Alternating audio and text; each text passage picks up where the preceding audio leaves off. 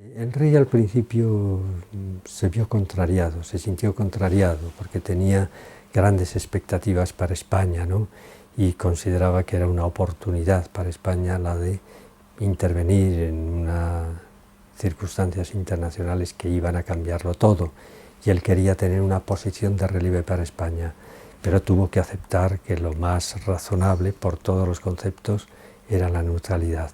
Por tanto, pienso que era una decisión política en torno a la cual hubo unanimidad de todos los grupos políticos. En esto era lo único en que completamente se entendían, y que la figura de Eduardo Dato, que entonces estaba en el poder, es la figura de un hombre templado, de un hombre inteligente, de un hombre moderado y prudente, que hizo lo que tenía que hacer. Quizá fue la persona, digamos, más adecuada en esa circunstancia para declarar sin ningún tipo de cortapisas la voluntad neutralista del gobierno español.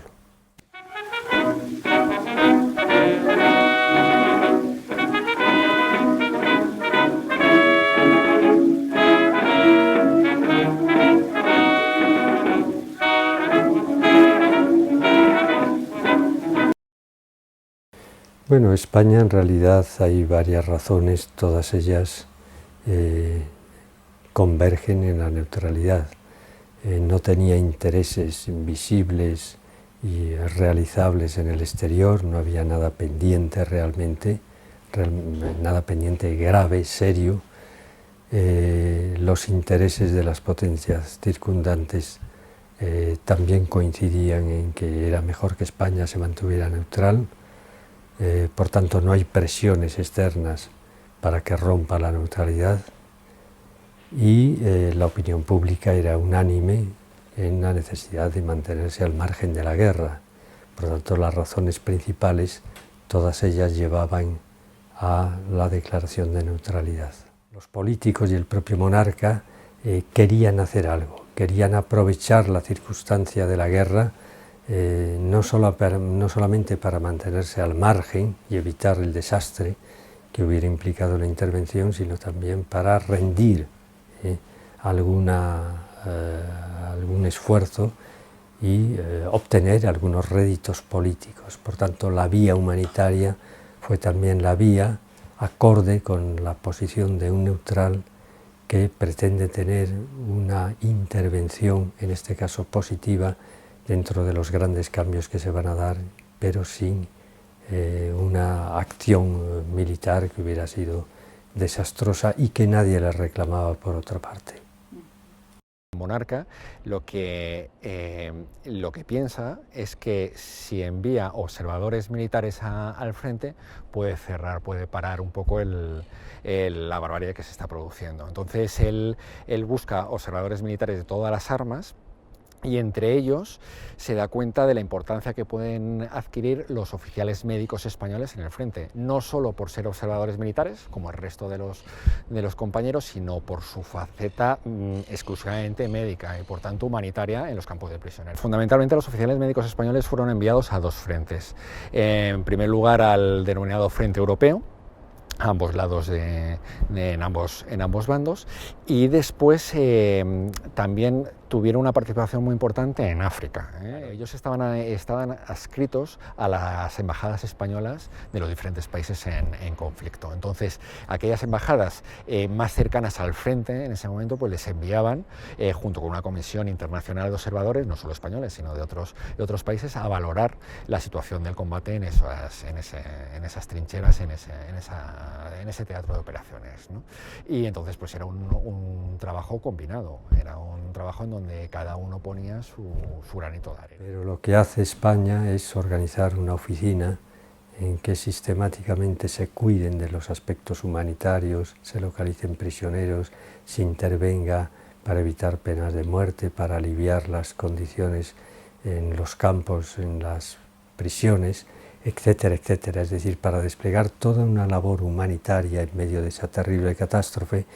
Y eso sí fue una experiencia nueva en el caso de España, animada por el propio rey, animada por la oficina instalada en Palacio Real, y que realizó una labor magnífica, sobre todo a través de algunos diplomáticos como el marqués de Villalobar, que era embajador en Bélgica y que realizó una labor verdaderamente encomiable. La oficina Pro Captivis la monta en Palacio el propio rey Alfonso XIII y se interesa a diario por sus actividades. ¿Cómo funcionaba eso? La gente que conocía esa oficina escribía al rey. Gente, españoles en el extranjero, belgas, franceses, gente de todas las nacionalidades, y le pedían al rey que interviniera donde procediera y ante quien procediera para intentar salvar una vida o aliviar un sufrimiento. Y en la parte de Bélgica, pues el ejecutor de esa política humanitaria del rey Alfonso XIII era el embajador de España. En agosto de 1914, los alemanes violan la neutralidad de Bélgica para poder avanzar a través de Bélgica y atacar Francia. Estados Unidos, España y Holanda deciden no evacuar sus legaciones. La intervención de España en ese principio de la guerra consiste fundamentalmente en colaborar con las autoridades municipales de Bruselas para que los alemanes se enteren, para llevar al conocimiento de los alemanes que Bruselas no va a ser defendida como ciudad abierta, y posteriormente, unas semanas más tarde, los propios alemanes pedirán la ayuda de España para comunicar a las tropas belgas que están en Amberes, defendiendo Amberes, que van a empezar a bombardear con ánimo de destruir la ciudad. Desde el primer momento, España asume ante los alemanes los intereses, naturalmente los españoles, luego los de Bélgica, Francia y Rusia. Al decir intereses de esos países, desde luego asumen la protección de sus nacionales, lo cual amplía muy considerablemente el espectro de las actividades de los embajadores. En su labor de defensa de esos nacionales podemos distinguir civiles y militares. ¿Qué hace para los civiles? Normalmente intentar que se alivien las condiciones de vida del día a día en Bélgica. Situaciones de hostigamiento, situaciones de abuso, donde el embajador puede intervenir ante los alemanes para que estas situaciones se corrijan. En el caso de los militares, cuando los militares son hechos prisioneros y enviados a Alemania, a campos de concentración, puede intervenir para que se alivien las condiciones de detención o incluso hacer gestiones para su liberación. Los servicios de información es que antes de la guerra no existían en un desarrollo grande. Y como todo, lo que sucedió durante la Primera Guerra Mundial, también en el apartado de información todo fue una sorpresa. Es decir, se plantearon unas necesidades que anteriormente nadie se había planteado. No es que no existiese la información, no es que no existiese el espionaje ha existido siempre, sino que no existía en la medida que la Primera Guerra Mundial va a exigir que existiera. En el caso concreto de España, que se va a convertir a partir sobre todo a finales de 1917 y a lo largo de 1918 en el escenario más grande del espionaje internacional, el hecho de que se tomen tantas molestias es porque se necesitaba un control del espacio español. Pues porque España es el origen de materias primas que son fundamentales para la continuación del esfuerzo de guerra. Y porque España es estratégicamente un punto muy importante para el control, entre comillas, de la lucha submarina. Es decir, lo es para los alemanes, supuestamente como base de apoyo de los submarinos que comienzan a entrar en el Mediterráneo a partir de 1915, lo es para los aliados como lucha contra esas bases de apoyo de los submarinos alemanes. Pero fundamentalmente es el sentido de la importancia económica que adquiere España durante la guerra. No en 1914, no durante la mayor parte de 1915, porque todavía los beligerantes consideran que la guerra va a terminar relativamente pronto. En esa perspectiva de una guerra corta, el papel de un neutral o de los neutrales era muy relativo, muy relativo, no era un papel primordial. Pero en la perspectiva de una guerra larga, que es en la que el esquema mental en el que todos los beligerantes comienzan a entrar a partir de finales de 1915, el papel que puede jugar un neutral como España, que no es un país pequeño, que no es un país a desconsiderar, es muy importante. Es muy importante porque desde España, y es un país muy cercano al frente de combate, se van a extraer materias primas que son muy importantes para la construcción de armamentos, entre otras muchas cosas, pero también para el abastecimiento de los soldados que están en el frente.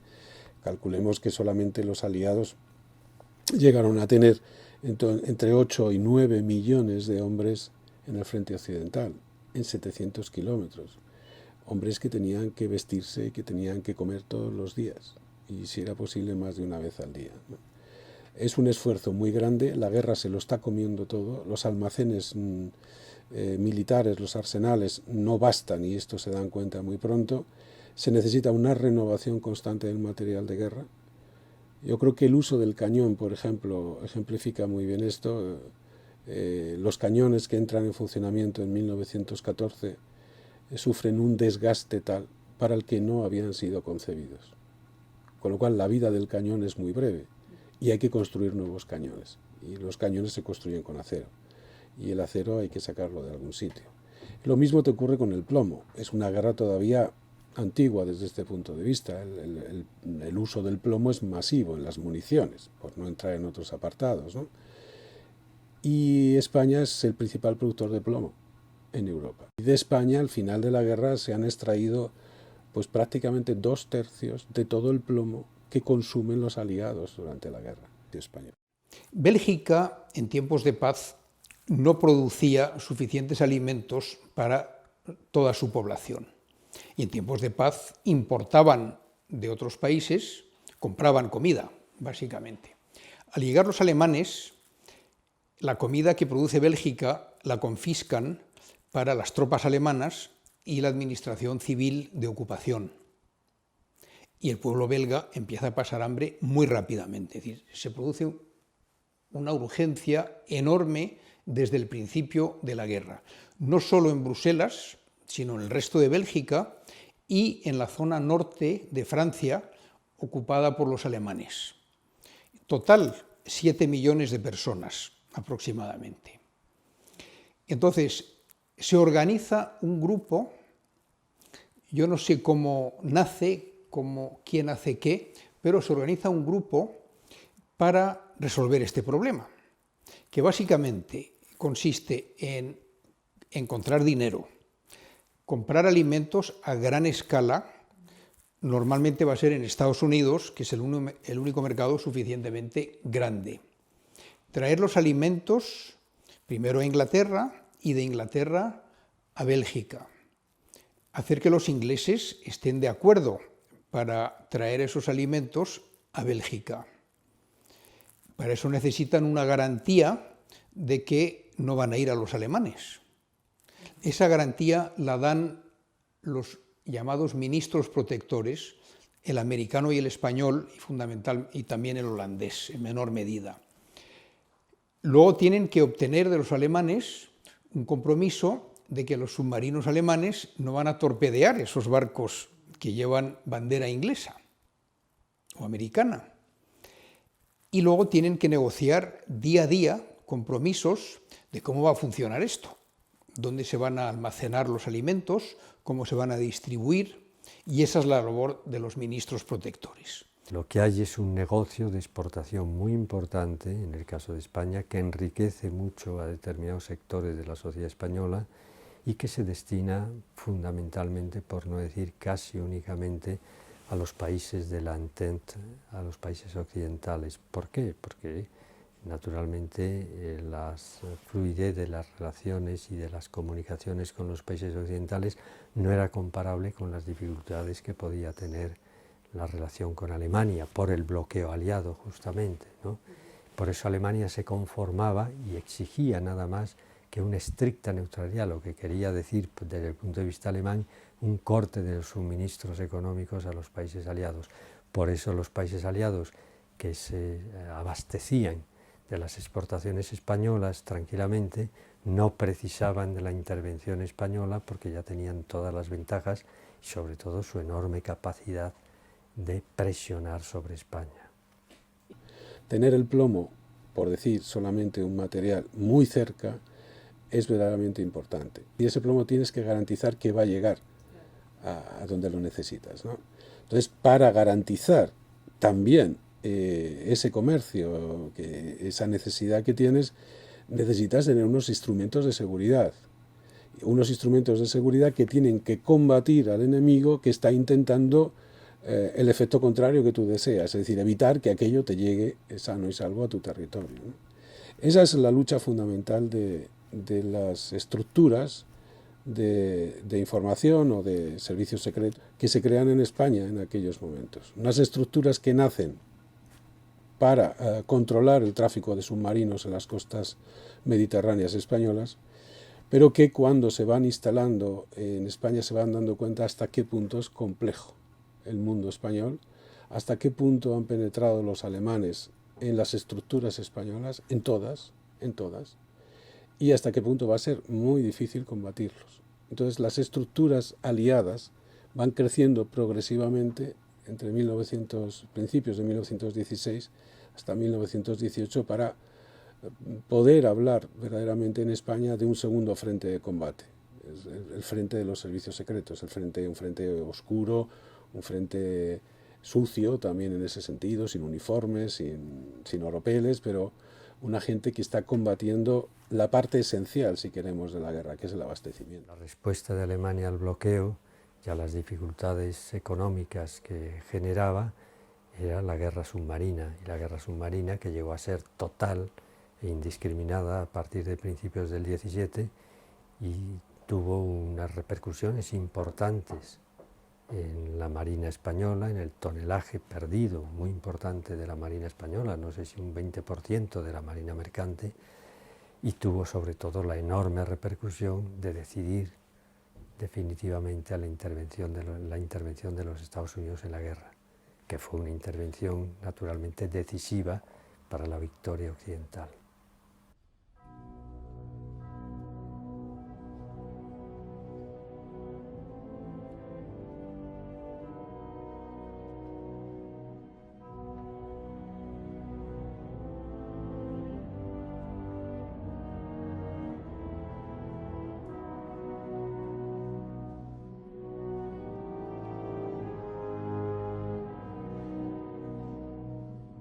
Las mujeres se movilizan para muchísimos trabajos que hasta ese momento no hacían. Son conductoras de tranvías, empiezan a estar en fábricas de alta fundición, en trabajos que nunca se habían considerado femeninos, ¿no? Mientras que al mismo tiempo es verdad que los trabajos de los cuidados son también para las mujeres, ¿no? Las mujeres hacen de enfermeras y siempre cuidadoras, reproduciendo ese papel tradicional que se espera de ellas. Pero cuando hay un conflicto, esa normatividad también se salta y de repente, pues eso, conducen en tal, hacen armas, controlan la fabricación de lo metálico y no pasa nada. Las mujeres del siglo XIX en España podían tener, vamos a decir que alguna faceta feminista, pero era sobre todo un feminismo no encauzado, por ejemplo, en la reivindicación del derecho al voto, sino más que nada enfocado a la reivindicación de la educación, de cómo ir integrándose en la vida laboral, etcétera, ¿no? Es decir, no era un feminismo, como podemos entender, anglosajón, mucho más militante, mucho más fuerte. Y luego eran muy conservadoras porque la mayoría de ellas, porque en España tenemos una particularidad histórica que es que hemos sido un país ultracatólico. Que para muchas mujeres la literatura y el periodismo fueron como la vía de escape para tener un lugar en una presencia pública, ¿no? Que esto también es una cosa que se desconoce muchísimo, porque en el siglo XIX Se dicen, había tantas mujeres periodistas en aquellos años como las que hay ahora trabajando en medios. Con Marie Curie, por ejemplo, que es un ejemplo muy importante, cómo ella recorre distintos campamentos con una camioneta que improvisa de rayos X para ir viendo las lesiones de los soldados y demás, ¿no? Es decir, cómo las mujeres enseguida con este instinto, vamos a decir que práctico, porque en ese caso fue ella la que dijo, no, yo puedo ayudar con esto, y es lo que consiguió, montar una camioneta de ese tipo y recorrer el frente en Francia en distintos lugares. Y, por ejemplo, claro, las mujeres efectivamente sirven cuando tienen que servir para cosas muy especializadas, ¿no? La guerra de las trincheras aparece fundamentalmente por el empleo del arma más utilizada en ese conflicto, que fue la artillería. Hasta entonces, la principal causa de bajas eran las infecciones. Eso sigue perdurando en la Primera Guerra Mundial, y la segunda causa de bajas eran las heridas por arma de fuego, es decir, por mosquetes, por fusiles, una arma por tiro tenso. En la Primera Guerra Mundial hay una explosión, nunca mejor dicho, de la artillería, entonces eso modifica completamente la forma de actuar en la guerra. Todo esto tuvieron una influencia decisiva sobre el qué hacían las enfermeras, porque las enfermeras por primera vez se enfrentaron, para empezar, con la muerte. Eran mujeres que nunca habían estado al frente y que difícilmente tenían una experiencia práctica en el hospital. La mayoría no las tenían, acababan de iniciarse el cuerpo de enfermeras, pero sin embargo acudieron a primera línea, a los hospitales de campaña. Gracias al empleo de esa artillería, de esa nueva arma empleada de forma masiva, pues se modificó totalmente el tipo de guerra, y es por eso por lo que se emplea la guerra, se emplean las trincheras, y el conflicto de la Primera Guerra Mundial se denomina la guerra de las trincheras por eso, porque era el único lugar en donde los soldados, donde el infante podía permanecer a cubierto de los proyectiles enemigos.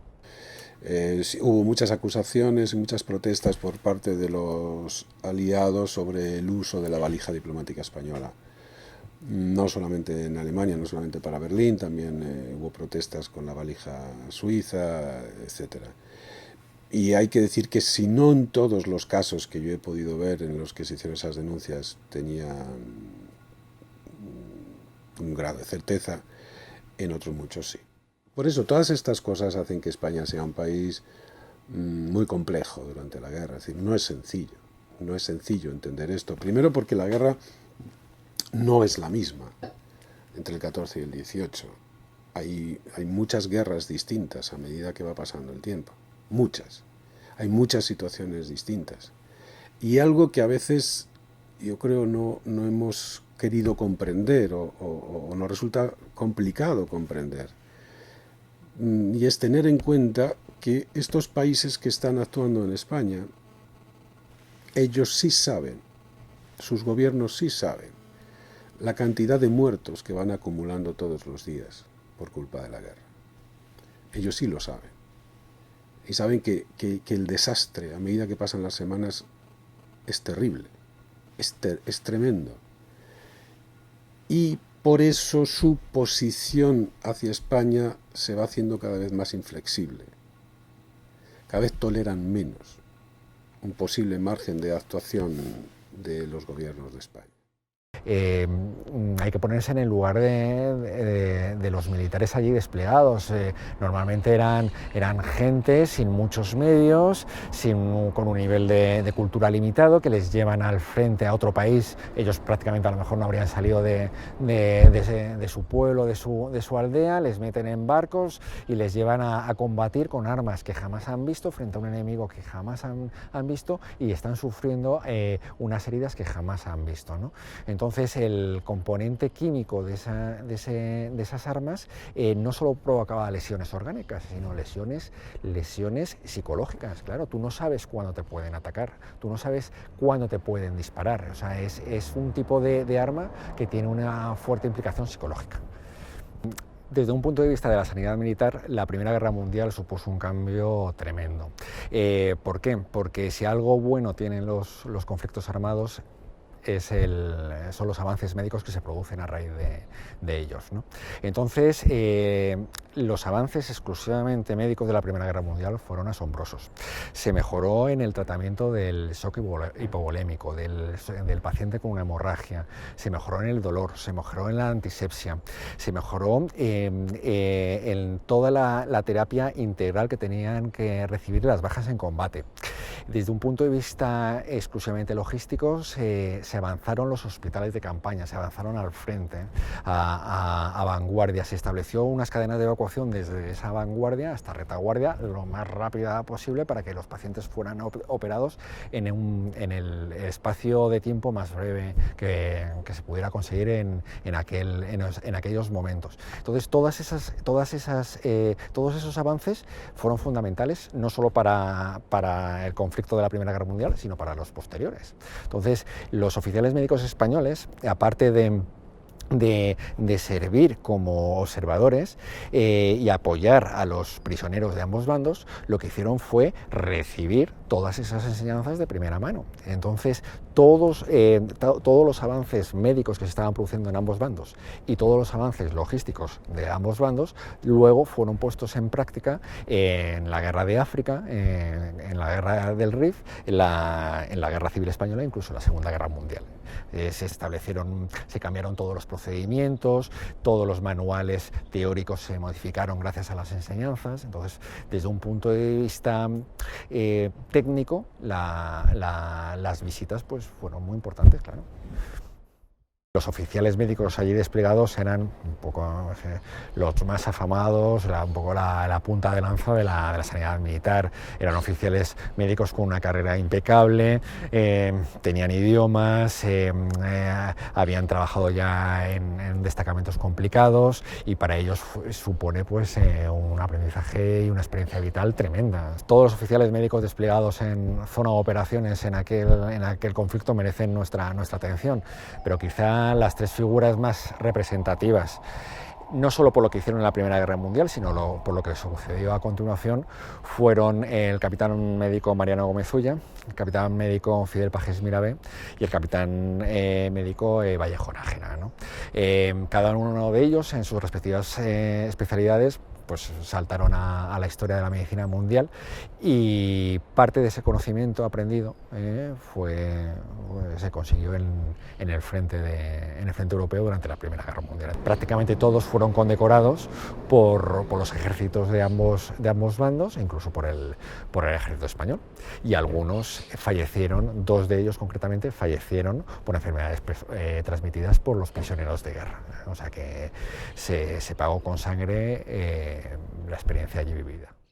El embajador Villalobar nace el 4 de enero de 1864, hace 150 años, nace con graves deficiencias físicas, entre otras pues, la ausencia de piernas, y no sabemos nada de su infancia.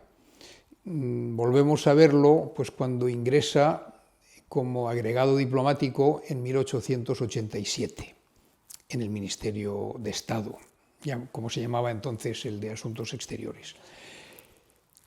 Ya como diplomático es destinado a Washington, y muy junior, naturalmente, donde participa en los trabajos de la embajada, luego vuelve al ministerio, luego vuelve otra vez a Washington y está en el ministerio y decide, con un compañero a la sazón segundo secretario en la embajada de París, deciden solicitar al ministro de Estado que se les permuten sus puestos.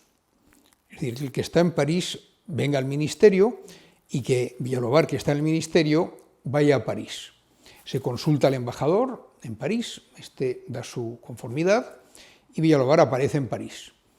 Y en París básicamente pues, vive la firma del Tratado de Paz de 1898, de la guerra entre España y Estados Unidos, una guerra breve y humillante para España, por la que perdemos Cuba, Puerto Rico, Filipinas y Guam, entre otras posesiones, y también participa en los trabajos de la Exposición Universal de 1900, donde es nombrado delegado de la Comisaría Regia de España.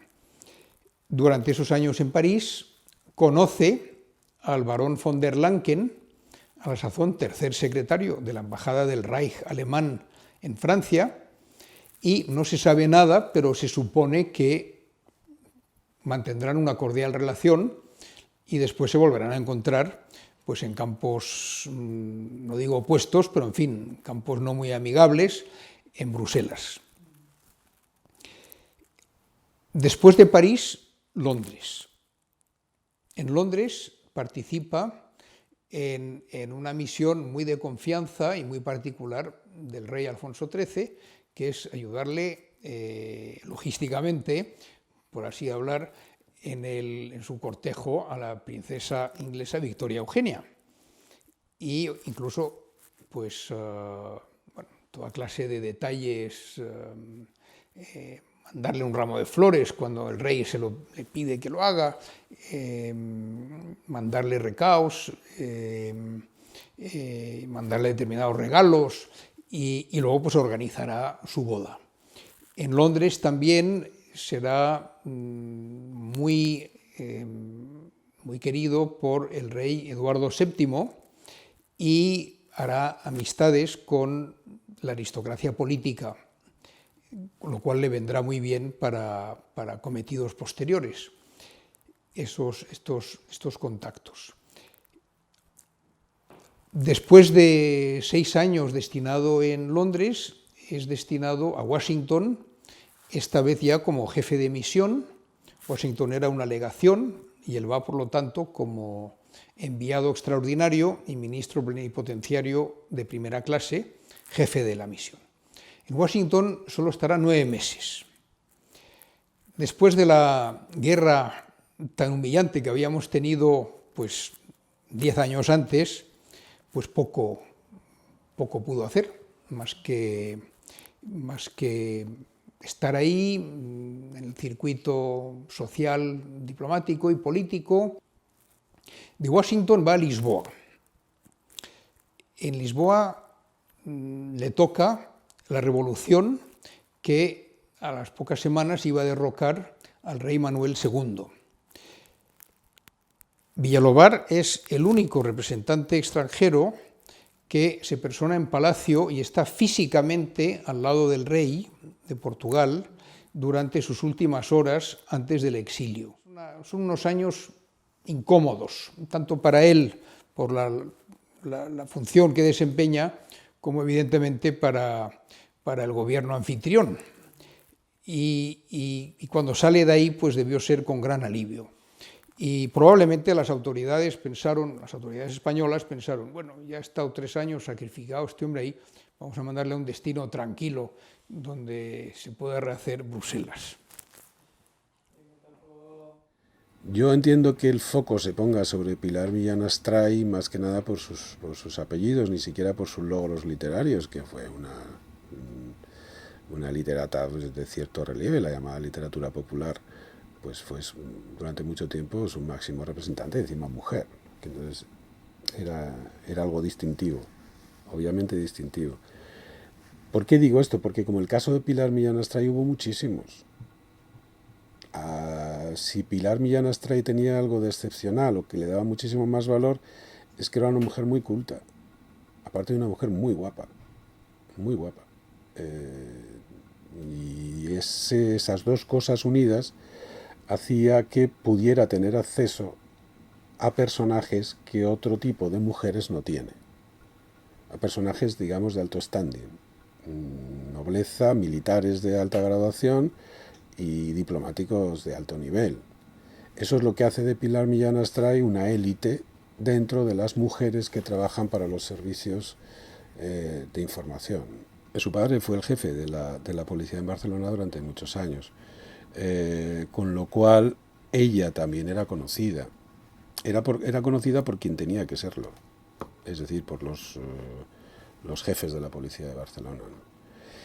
Y sobre todo de un viejo colaborador de su padre, que era Manuel Bravo Portillo, un importante comisario de Barcelona. Dicho de otra manera, las actividades clandestinas que pudiera hacer Pilar Millán estaban garantizadas, la seguridad, digamos así. Lo hace por dinero porque se ha quedado viuda y con hijos y no tiene otros medios para mantener a la familia, pero está protegida. Hay otras mujeres que no lo están tanto. Hay otras mujeres que hacen, por ejemplo, esos viajes a través de la frontera francesa llevando documentación, órdenes o dinero. Esas sí se lo juegan y de esas sabemos muy poco, algún nombre si acaso, pero poco más, ¿no? Pero como Pilar Millán Astray, y había más, no solamente españolas, sino algunas extranjeras que vienen a España a hacer ese trabajo, particularmente, ¿no? El caso de Pilar Millán Astray era muy sencillo, era obtener información de estas personas en los grandes hoteles de Barcelona, a cambio de lo cual obtenía pues una cantidad muy importante de dinero, 1000 pesetas cada vez. 1000 pesetas de entonces es verdaderamente mucho dinero. ¿Cuántas veces lo hizo? ¿A qué personajes conocemos? Sabemos que el embajador de Gran Bretaña lo hizo. El resto no lo sabemos, no tenemos ni idea. Un estilo Mata Hari era el de Martha Riger, una agente francesa, muy parecido. Yo creo que la mayor parte porque se lo fabricó ella después de la guerra, se fabricó ella su propia biografía, en un momento en el que el éxito que había alcanzado ya la figura de Mata Hari era universal. Entonces, yo creo que ella hace el esfuerzo por parecerse, pero la diferencia es fundamental. Martha Riger fue agente, de verdad. O sea, de verdad, de la buena, con una misión en España. Mata Hari no. Mata Hari no estaba en España porque no pudo salir, porque su objetivo era ir a Holanda y no lo consiguió en las veces que lo intentó. Y Martha Riger, pues entre fabulación y verdad, pues consiguió convertirse en la amante del agregado naval alemán en España, ¿no? Que es bastante, porque además gracias a eso pues pudo dar nombres y apellidos de la cúpula de la red del espionaje naval alemán, que es muy importante. Aparte de Martha Riger, bueno, pues todo el número de cantantes y de bailarinas, también a lo Mata Hari, que se mueven por España con nacionalidades muy diversas, las hay alemanas, las hay inglesas y muchas españolas, que claro, con la facilidad que tienen para actuar hoy en Madrid, dentro de una semana en Barcelona, el otro día en San Sebastián en verano, claro, es el lugar donde está todo el veraneo, la corte, etcétera, pues tienen también esa facilidad para pasar desapercibidas y llevar órdenes, documentación, dinero, etcétera, ¿no? Y de esas hay muchísimas, de las distintas categorías, pues las hay grandes artistas y las hay de dudosa calidad, ¿no? Sofía Casanova es una autora muy propia de la época, ¿no? Del momento en que nace, que es finales, pasado ya mediados del siglo XIX. Entonces es una mujer que tiene cultura, que se educa en España, y eso ya quiere decir que se educa para ser casada, pero no puede cumplir del todo, digamos, ese proyecto, ¿no? Se casa con un señor que es polaco, se traslada a Polonia. Ella tiene un gran afán por la escritura, es escritora, pero este movimiento familiar como que le dificulta su trabajo como escritora, porque ella lo dice en varios momentos de sus escritos, ¿no? Aún así escribe novelas, sobre todo escribe cuentos, pero se encuentra cuando estalla la Primera Guerra Mundial, se encuentra en Polonia y entonces desde allí empieza a escribir de una forma que no había escrito nunca, ¿no? Que son cartas a los periódicos, y la acaban contratando casi de reportera, ¿no? Que no sea una reportera contemporánea, pero ella va mandando cartas a periódicos e informa desde la primera línea de guerra de qué está ocurriendo allí, ¿no? Todo lo que fue el frente polaco. Entonces, bueno, pues en el fondo es la primera mujer que cuenta durante un periodo largo de tiempo, hace crónicas de guerra verdaderamente, ¿no? Bueno, en una estación hace de enfermera y está viendo llegar todo el rato heridos de guerra, gente enloquecida por la guerra, gente hambrienta, y eso es lo más interesante para mí de lo que he leído de las crónicas de Casanova. Eso es lo más interesante, esa perspectiva que ella da de la guerra como barbarie. En varios textos ella afirma que ningún suceso político puede justificar una guerra, que la guerra siempre es una barbaridad. Entonces yo creo que Sofía Casanova es una mujer conservadora, pero que lo más interesante de sus crónicas, de lo que yo he leído, es el dibujo, ¿no? Cómo pinta la realidad de la guerra. Es como una auténtica pintura, porque es detallista, es decir, ella no cuenta nunca heroicidades que diríamos que es una narrativa como más masculina, ¿no? Las batallas, quién gana y quién pierde. Ella se sitúa al margen de quién gana y quién pierde. Ella cuenta desde la experiencia, en este caso de mujer, que está viendo incluso a otras mujeres participar en la guerra, que es una cosa que se desconoce, pero ella, por ejemplo, hace una crónica de un batallón de mujeres que se ha sumado a la guerra y opina, pues no creo que las mujeres se deban sumar a esto, o sí, o qué tiene de bueno, o qué tiene de malo. Es decir, que yo creo que lo interesante de Sofía Casanova es que en el fondo desintegra esa categoría de la objetividad, como que ella me da la sensación que, bueno, que ni se lo plantea, y por lo tanto es más honesta también.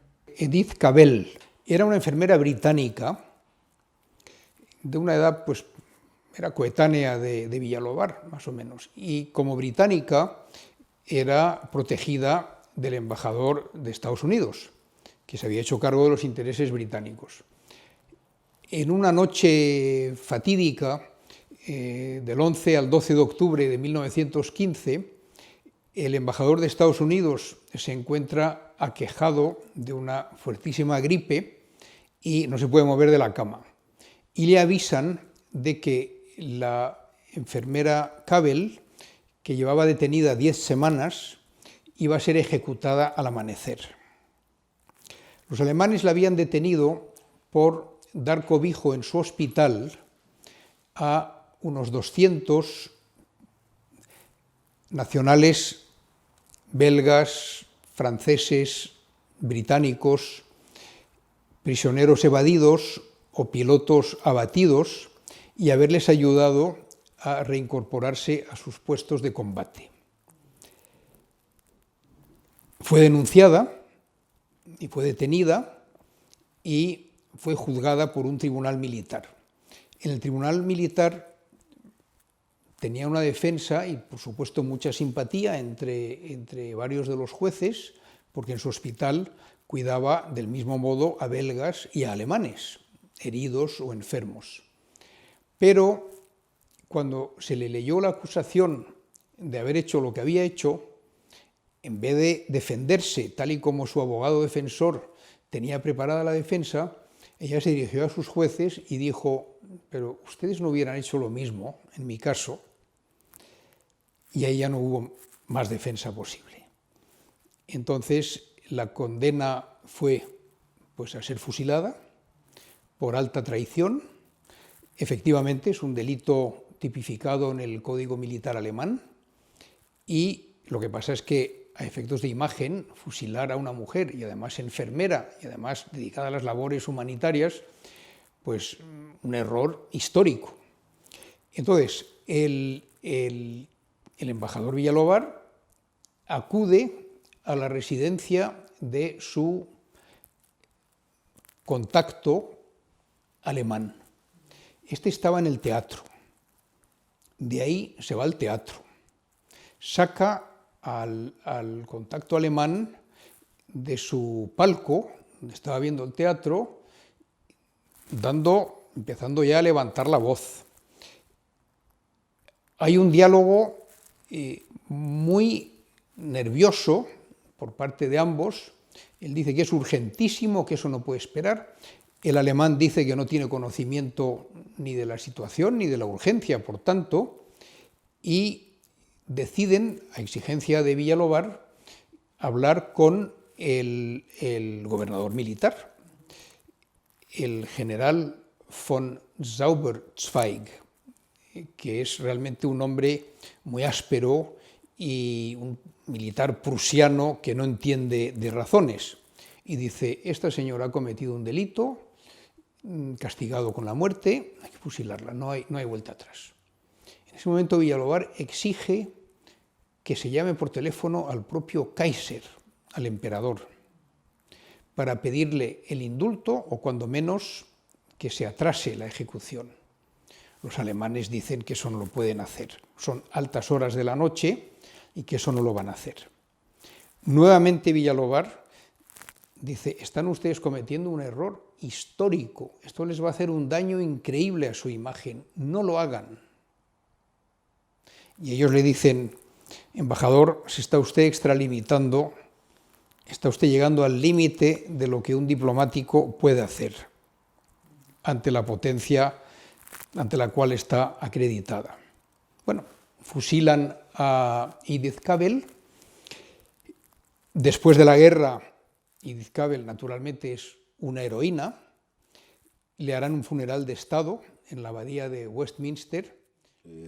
La respuesta quizá fue demasiado contundente, pero es que la Primera Guerra Mundial fue así. A franceses no les tembló el pulso para fusilar a Mata Hari, ¿no? Cuando había muchas dudas de que Mata Hari verdaderamente hubiera tenido un papel relevante en las redes de espionaje. Lo que sabemos es que era una señora que le gustaba vivir muy bien, tenía gustos muy caros, y era una golfa distinguida, como se escribió en España después de esto, pero espía no sabemos hasta qué punto a ese nivel. Lo que pasa es que cuando se detiene a Mata Hari es un momento muy particular de la guerra. Entonces, el localizar a Mata Hari, que ya era muy conocida a nivel internacional como artista, muy conocida, tuvo un efecto muy grande en Francia, tuvo un efecto demoledor. Posiblemente se usó para eso, ahora diríamos para distraer un poco la atención, para simbolizar hasta dónde estaba dispuesto a llegar el gobierno francés, en un momento en el que la guerra estaba dando muchos reveses a los franceses. Habían tenido una serie encadenada de desastres militares, ¿no? Claro, con la figura de la espía es una figura muy rentable para el cine y para la narrativa heroica, ¿no? Entonces, eso es la figura que más ha permeado un poco el sentir público. No sé hasta qué punto, o sea, yo no puedo hablar ni de cuantitativo ni nada de esto. A ver, son historias de mujeres muy espectaculares y muy heroicas, pero bueno, que lo que es curioso es que otro tipo de heroicidades femeninas no se produzcan, es decir, la espía, que es una señora individual que por determinadas circunstancias acaba sometida a grandes peligros, suelen ser mujeres guapas, ¿no? Se les atribuye que son muy guapas, muy espectaculares, que dominan a los hombres con su belleza. Es decir, en el fondo son estereotipos muy clásicos de mujeres que se salen de las prácticas habituales y por lo tanto no cambian nada en el imaginario sobre lo femenino, ¿no? Porque siempre la excepción puede darse sin que el mundo cambie. El intento que hace Alfonso XIII, que tiene todas las bendiciones por el lado humanitario, tiene un objetivo político también, ¿no? Y es subrayar el protagonismo de España de alguna manera, porque si no lo puedes tener en el plano militar, tenerlo en el plano humanitario de la paz, ¿no? Y hacer que tu país sea un país creíble desde ese punto de vista, creíble desde el punto de vista de la mediación, que pueda ser un mediador creíble. Eso genera muchas dificultades, porque hubo momentos en los que España quizá hubiera tomado otro tipo de decisiones ante el hundimiento de buques españoles, por ejemplo, y no lo hizo. Posiblemente, habría que estudiar caso por caso, pero posiblemente fue para seguir esforzándose en mantener esa imagen de mediador, que tenía un pequeño problema, es que nadie había pedido a España que mediase en nada. Bueno, las peripecias personales de los implicados en este mundo complejo de la neutralidad española, con espías, con confidentes, con gentes que se desplazan al frente para conocer cómo son las circunstancias bélicas, etcétera, etcétera, es sabido que existen, ¿no? Pero lo importante no creo que sea eso, no creo que sean las repercusiones en las biografías particulares o las que ha tenido la Primera Guerra Mundial. Yo creo que si hay algo que deja eco, que repercute en el futuro, es justamente el comienzo de esa tradición, llamaría yo, de carácter humanitario, de que se empieza a dotarse la sociedad española y los propios políticos, ¿no? Digamos que es algo que nace sobre todo de la imposibilidad de ir a la guerra, de obtener beneficios, de tener una posición, digamos, internacional fuerte y reconocida, que hubiera sido el deseo realmente. Y ante esa imposibilidad, digamos, se busca la vía de afirmación por el camino de la actividad humanitaria, ¿eh? Es un poco la historia de la zorra y las uvas.